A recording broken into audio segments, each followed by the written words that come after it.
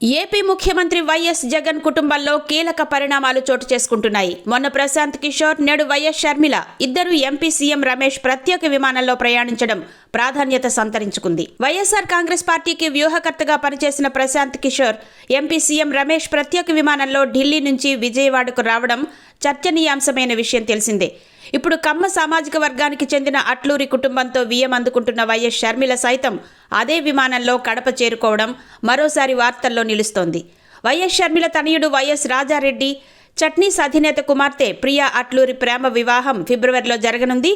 ఈ సందర్భంగా ఇడుపులపాయలో తండ్రి వైఎస్ఆర్ సమాధి వద్ద పెళ్లి పత్రిక ఉంచేందుకు వైఎస్ షర్మిల, వైఎస్ విజయమ్మతో పాటు అట్లూరి కుటుంబీకులు సీఎం రమేష్కు చెందిన ప్రత్యేక విమానంలో కడప చేరుకున్నారు.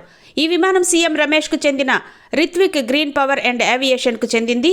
చంద్రబాబుకు అత్యంత సన్నిహితునిగా ఉన్న ఎంపీ సీఎం రమేష్ ప్రత్యేక విమానంలో వైఎస్ షర్మిల, వైఎస్ విజయమ్మ ప్రయాణించడం ఇప్పుడు చర్చనీయాంశమవుతోంది.